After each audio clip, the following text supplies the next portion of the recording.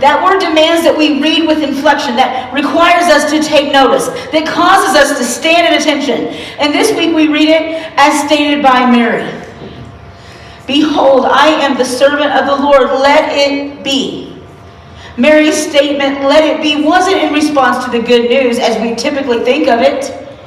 I mean, she could have been in a place where she was just so excited because this miracle was happening in her body.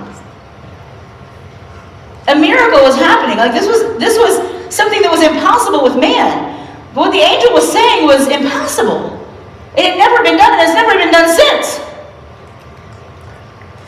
But she wasn't really responding to what this message was, like we would have thought that she would have. It might have been uttered through gritted teeth and a broken heart.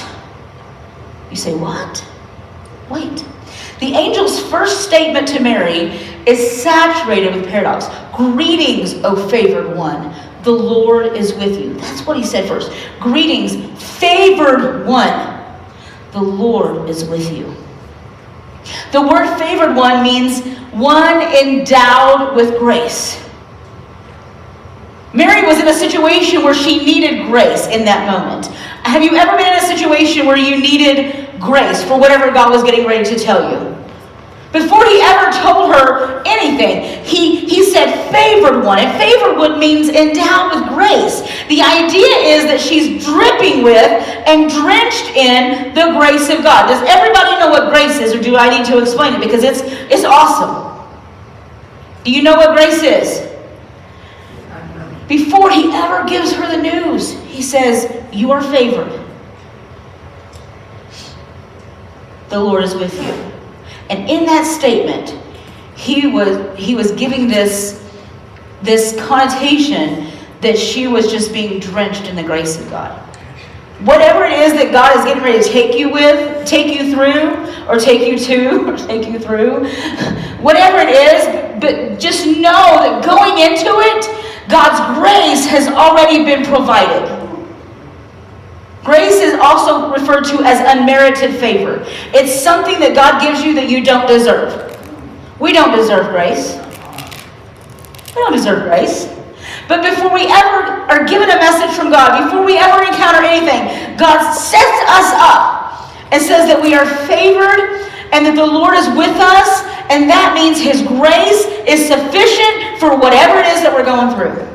And if I'm going to finish this message in the next 15 minutes, I've got to hurry. But when Mary first heard this announcement, she probably felt like the furthest thing from a favored one. Do you know what you're telling me? You could be giving me a death sentence. Yes, it was a miracle. It was miraculous. But it could have felt like a death sentence to her. Because in those days, she could be stoned to death for having a child outside of marriage. So instead of a joyous moment, it could have been filled with dread. Mary was a trembling teenage girl whose dream of marrying Joseph is being shattered because that's what she wanted. They were just kids. And they loved each other and they planned on getting married. Undoubtedly, he'd assumed that she was unfaithful to him and would divorce her at best or have her stoned at worst. Her family would certainly ostracize her because of the shame that she was heaping upon them. Now, there's some of that today. There was a lot mid-century in the 40s and 50s and 60s. It was really looked upon worse than it is today. But it was even worse. And even today, if you go to the Middle East and you look at the culture in the Middle East, that kind of thing is a big deal. It's not as big a deal to the Western world, but it's a big deal in the Middle East to be unfaithful or to have a child out of wedlock or things like that. It's really a huge problem for families. There's disgrace. There's a lot of things that come along with that. And so that's where Mary is. You're giving me this news, but this is not really the best news. Her life was unraveling with each word the angel spoke. We read this story knowing how everything turned out. We know that she gave birth to Jesus, the Son of God, and he died for our sins and all the good stuff. But we know that, but she didn't know that.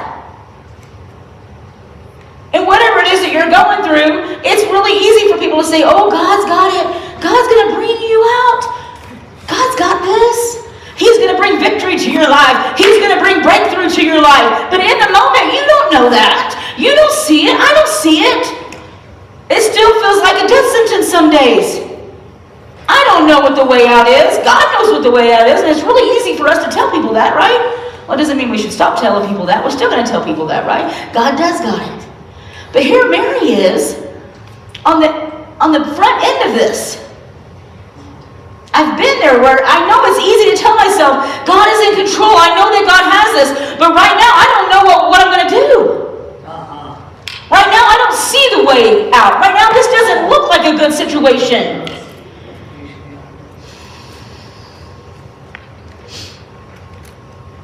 Saying let it be also means admitting that it may never be.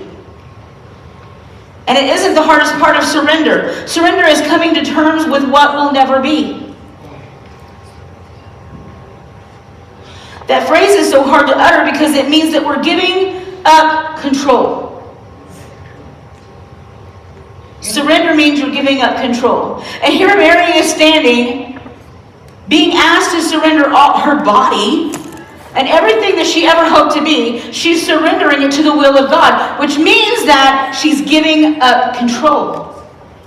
Mary is giving up control of her plans for her life, her dreams, her ability to manage her image, and what people think of her. And those things are hard to give up. I don't know how much I love control until I lose it. John always said I had control issues. Most of us tend to embrace a low-grade version of control, even if you don't have control, you're a control freak, or you have control issues.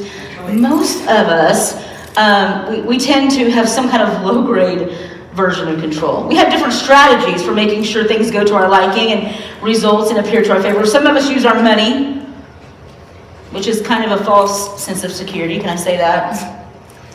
Others use manipulation of words, guilt and shame. Others use sexuality. Some use their power. The list of tools that we deploy to manage the people and outcomes of our lives is almost endless. As religious people, that's y'all, that's us. As religious people, sometimes we even use God to try and control.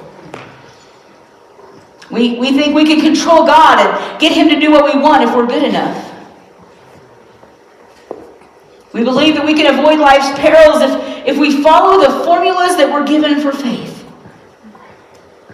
With God, nothing is impossible. If you have the faith of a mustard seed, you can speak to the mountains and it would be removed and cast into the sea. Like we use God to control our own situation. Now, I believe all that. I believe all that's true. And I believe we do stand in faith. We do stand in those things. But sometimes it's manipulation. Sometimes we use God to control our own situations. He becomes kind of a genie in the bottle that we approach when we want to get what we want. To get what we want. But hear me today. You cannot surrender to God if you are trying to control Him. Oh, God got me controlling. You can either control or surrender. Surrender. But you can't do both. I'll put it in first person. I can control or I can surrender, but I cannot do both. It is impossible to completely surrender and be in control. Oh, but I like control. And you do too, if you're honest with yourself. You like to control your feelings and your emotions. You like to control your living, your situation. You like to control your finances. We like to know that everything's in order. We like to control our lives. But with God, they do not go together. You either have to surrender or choose control. We grasp for and cling to control because we assume that without it, our lives will just spin into disrepair. If I have learned anything this year, God is teaching me a lesson, and I wish He would just know that I've learned my lesson and let's move on. But He has taught me to depend on Him in a way that I've never wanted to depend on Him. Okay?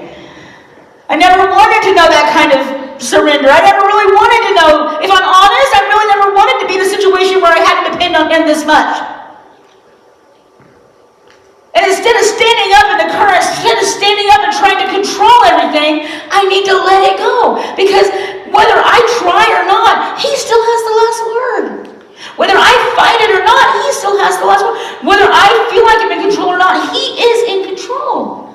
So if I get on my back and I just go with the flow until I get to a place that's calm, and he can say, okay, now I'm going to give you a little bit of that feeling of control back. You can stand up now. I never wanted to learn how to depend on God as much as I wanted to depend on him this year. But there's freedom in it when you can actually let it go and know that there's absolutely nothing I can do about this situation. So God is all you. All my eggs are in your basket. Then I have no choice. When you have no choice to control, you can just let it go. Oh no, it's not fun. But sometimes God tries to get us to that place in life, and sometimes he does it the hard way, where we learn to just let it go and trust him. All right, we got to move on. Posture of surrender allows us to experience God's sufficiency. I'll try to move through these 4 things really quick. Number 1, okay, first, listen to this. I think I have this on a slide. Mary teaches us that a posture of surrender allows us to experience God's sufficiency. What do I mean by that? God is sufficient, meaning he is enough. If you don't know what sufficient is, okay? And then this statement, when I don't have to be enough. Oh, Jesus. When I don't have to be enough, and if you need this, take it right now. When you don't have to be enough, then you get to experience the reality that Jesus is. When I don't have to be enough, then I get to experience the reality that Jesus is. That he is enough. Thought I had it on there. We find more strength than when we try to control. If you can realize that Jesus is enough, you'll actually be stronger because you're not trying to control everything. Mary doesn't get to that place of surrender immediately. So there's 4 things we want to go through to arrive at this idea of posture. And let's look at this. Number 1 is name your fear. I love the way that Mary's initial response to the angel is described like this in Luke 1:29. But she was greatly troubled at the saying and tried to discern what sort of greeting this might be. Sometimes we have to just identify what it is that we're fearing. Whatever it is we're trying to control, whatever we're not surrendering, what are we afraid of? I could just really go down some rabbit trails. I can't. Mary isn't cold or stoic. She's human. And she's caught off guard. You ever been caught off guard? She's caught off guard and experiencing the death of her dreams, maybe. That word trouble actually literally means agitate greatly. I'm a little agitated because what you're telling me, could be death for me. Let's not even talk about dreams and hopes and this little googly teenager love story, but it literally could mean my death. Okay, I'm troubled at what you're saying.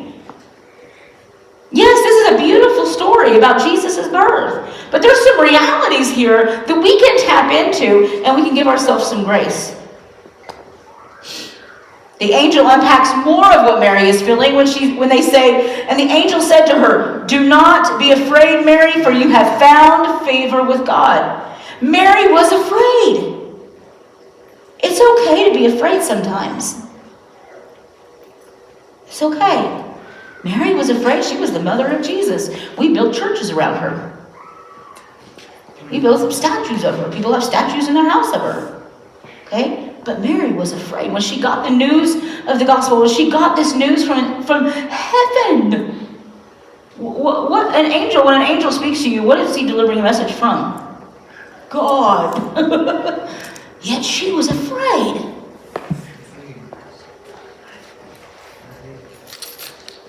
He said, don't be afraid. If we're ever going to get to a place of surrender like Mary got to, we have to be honest with our feelings, frustrations, and doubts. So name your fear. What is it you're afraid of? Are you afraid of losing control, or are you afraid of what people will think of you when something that you planned doesn't go the way it's supposed to? Are you afraid of failure? People will think that you're a failure. Are you afraid that you're not going to be able to live the lifestyle that you want to live? Are you afraid that your hopes and your dreams will be shattered? Are you afraid of what are you afraid of? Name your fear. Number 2, engage your doubt. The pushback some offer to Christianity is, I just can't accept something blindly. Have you heard anybody say that when you ask them to have faith in Jesus? They're like, well, I just can't accept something blindly, which they do all the time. Good news, neither did Mary. Luke 1:29 says, but she was greatly troubled at the saying and tried to discern what sort of greeting this might be. The word discern means to make an audit. It's actually an accounting term. I did not know that. It's actually an accounting term that means to add things up, weigh it, to ponder it, to be intensely rational. So Mary is first, she's afraid, she's fearful, she's troubled, and she is trying to discern what kind of greeting this is. I mean, it seems like it's a good greeting, but it doesn't feel good. So she's weighing it out. I think one version says she pondered these things in her. So she's trying to rationalize this message from God, but it doesn't seem like it's going to be the best outcome. She's continuing to push into this question with her response to the angel. How will this be since I am a virgin? She's probably thinking, am I really seeing an angel? Did I eat something bad? Is God really talking in me? Is she talking? I mean, have you ever thought that? Is God asking me to do this? Is God asking me to walk through this? Why doesn't God just fix it? Why doesn't God just make me happy? Why doesn't God just give me what I want? Is this even God? She doubts. She questions. She uses her reason. There's a conviction amongst some people that to doubt is more intellectually honest than to believe. And I'm not encouraging you to doubt so much as I'm calling you to be honest, to honestly engage your questions. I had somebody in a place of ministry a while back say, I'm going to be really honest, like sometimes I doubt God, like his existence. I'm like, okay, he's not moved by that. He don't care. He doesn't care if you believe in him, he still exists. I think that there's this place that we can honestly bring our questions and our doubts to God, and that he's willing to help us understand him. If we're willing to receive him, he's willing to help us understand who he is. And I think as a kid, you grow up in more of a restrictive environment and in more of a traditional setting. You're like, oh, that would be just like horrible. To say that you doubt anything about God or doubt anything about the Bible would just be horrid, okay? And I think it's okay to work through that process if it's done in a healthy way. Mary was open to the truth. You have to be open to the truth. If you're doubting things of God, but you're not open to the truth, that's a completely different situation. Some doubt seeks answers. So a doubt that brings forth answers and results is a different kind of doubt that is a defense against the possibility of answers. Are you with me? Yeah, Okay. As long as you're not falling asleep. I'm here. We just got a few minutes. Mary was open to the truth, even if it meant letting go of control of her life. She was willing to accept the truth, whatever it was and wherever it led her. What kind of doubt do you carry? Maybe you doubt that God will actually provide what you need. Yeah. Maybe you...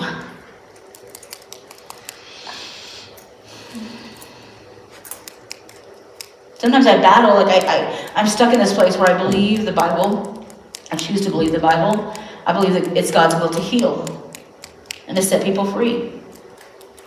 But then there's this part of me sometimes that says, what if you don't? That's doubt, okay? And God is okay with that as long as that doubt is not trying to resist the principles of his word. I have to get rid of that doubt by putting the devil in his place. And I have to believe, I have to choose to believe that God is God and he will do what he says he will do. No ifs, ands, or buts about it. What is it that you doubt?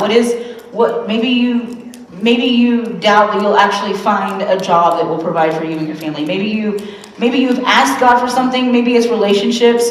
Maybe you've asked God to restore something in your life, but you really have doubt that he will. You really doubt that he'll bring any kind of restoration. What is it that you're doubting or struggling or wrestling with? No matter what it is, you're welcome here.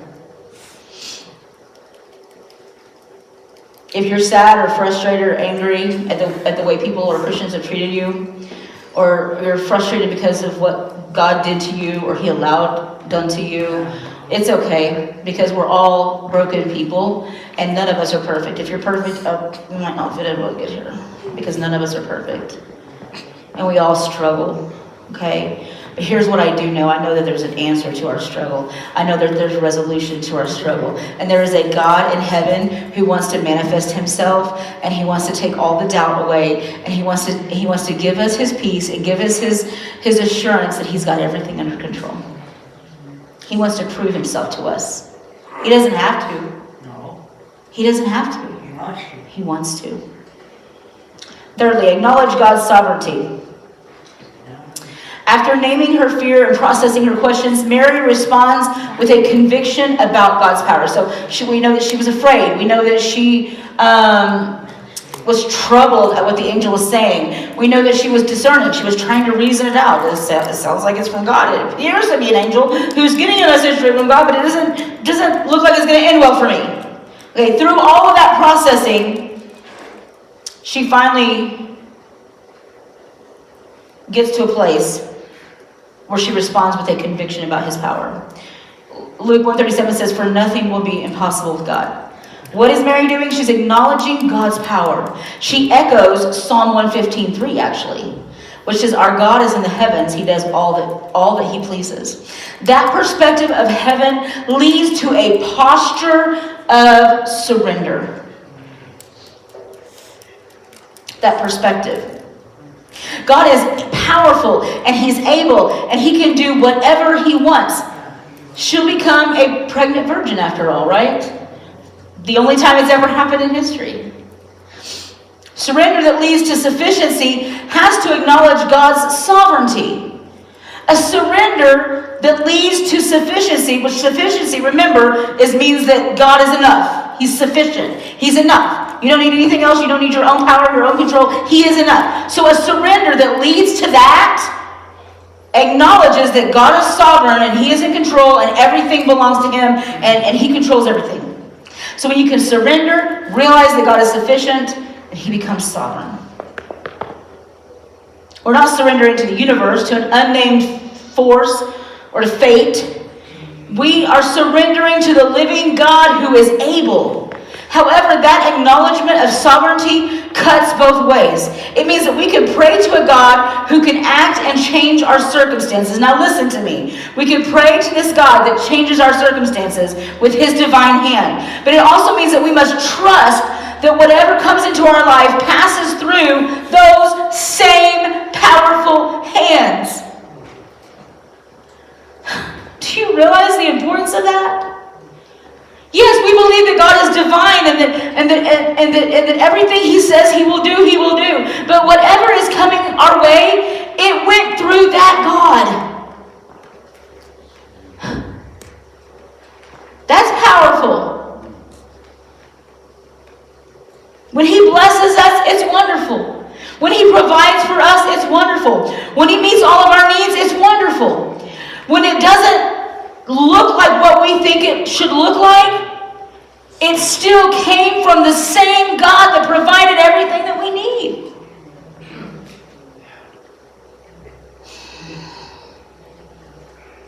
I told you, I'm preaching to me today.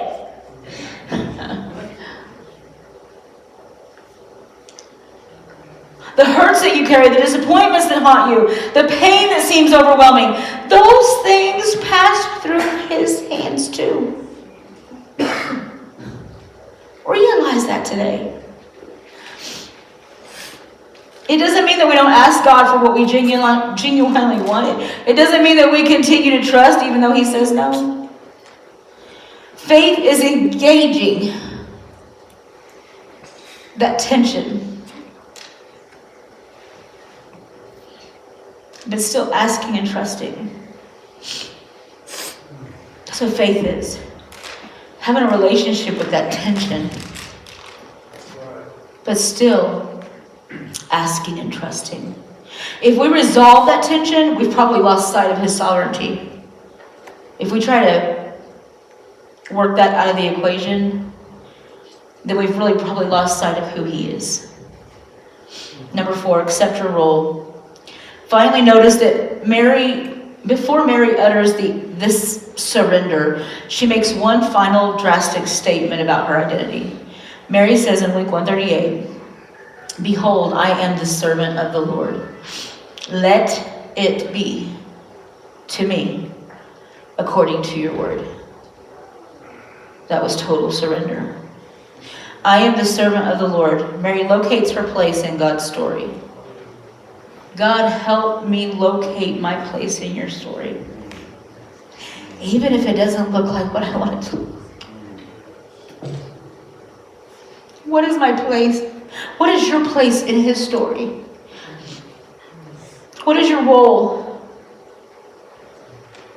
in his story?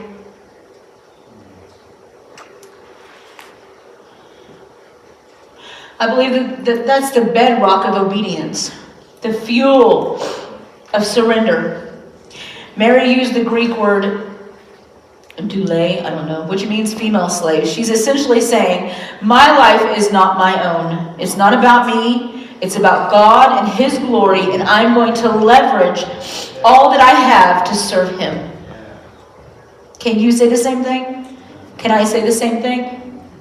Surrender requires that you accept your role. John Tyson describes surrender. I love this. I put it up here. Surrender is that beautiful posture of the heart in which we humbly climb off the throne of our own lives and invite the one who rightfully belongs there to take our place. Can we look at that again? Surrender is that beautiful posture of the heart in which we humbly climb off the throne of our own lives and invite the one who rightfully belongs there to take our place. This is what Jesus was talking about when he said, whoever would save his life will lose it. Sounds like somebody trying to control their life, doesn't it? But whoever loses his life for my sake will save it. You see, God's ways are not our ways. In our life, we try to save everything, don't we? We try to save our life. We try to gain control. We try to get everything back. And in God's world, it's actually opposite. He says, lose yourself and find me, and I will save you. Jesus is saying that when you try to make your life all about yourself, you actually lose yourself. Playing God and attempting to control your life is a very heavy burden. However, when we say, my life is not my own, everything I have belongs to Jesus, we start to truly live. This means we are willing to obey the teachings of Jesus, whether we like them or not. It means that when you and Jesus disagree, he wins. I've learned that one personally. When you disagree about finances, he wins. When you disagree about control, he wins. Can you accept your role, not as the star, but as a servant? That's where we start to find sufficiency. That's where we start to find that he's enough. We're almost done. Don't freak out on me.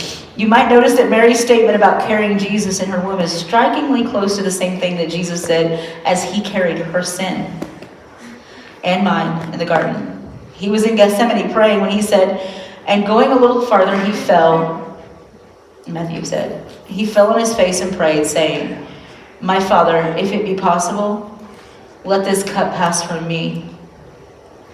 In that moment, he said, if you can find any other way, let it pass from me.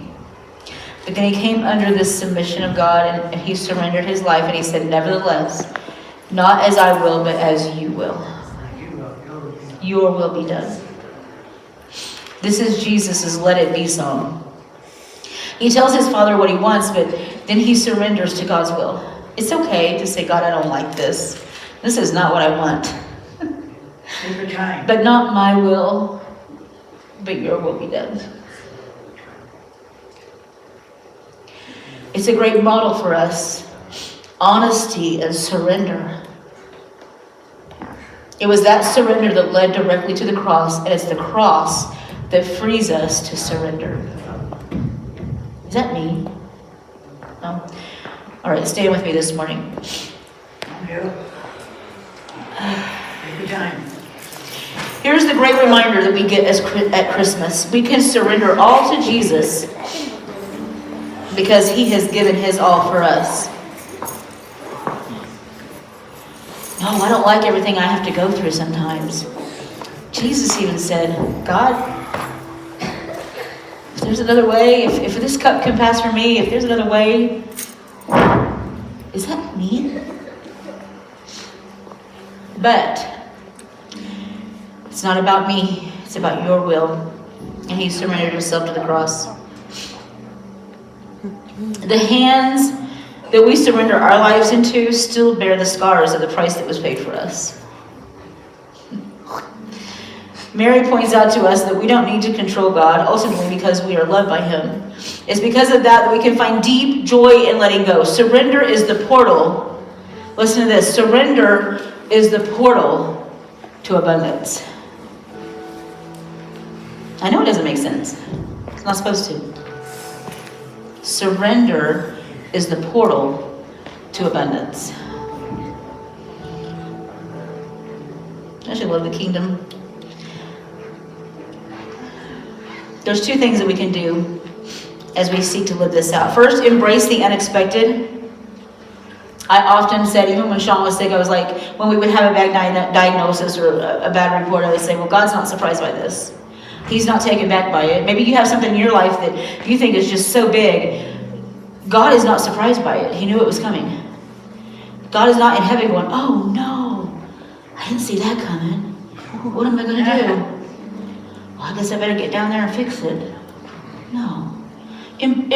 Embrace the unexpected. It's okay. It's not unexpected to God. Embrace it. Second, accept the unwanted. I love the way this idea is stated in the famous, I've always loved the serenity prayer, and some of you all may know it. God, grant me the serenity to accept the things I cannot change, the courage to change the things that I can, and the wisdom to know the difference. Are you willing to trust God with anything he allows into your life? Whether you understand it or not? Let me let you a little secret. You probably won't understand it. When we say yes to that, we are really saying, I am the Lord's servant. Let it be. As we enter this first week of December, we think about the Christmas story, we think about Advent, we think about those things. I want you to ponder that, just like Mary, right? Ponder it in your heart. Whatever it is that comes up in your life this week, remember those words. Let it be. Let it be unto me. Not my will, right? But yours, God. I am your servant. Let it be. Take a moment to consider how you might embrace the unexpected, accept the unwanted. Surrender is a posture that ushers us into the kingdom. We talk a lot about the kingdom here. We believe in the kingdom of heaven. We believe that heaven's rules are way different than our rules. We talk about the kingdom a lot here. And that actually, that posture of surrender is actually what ushers us into the kingdom. As you surrender to Jesus, you'll be escorted into a new world of his sufficiency.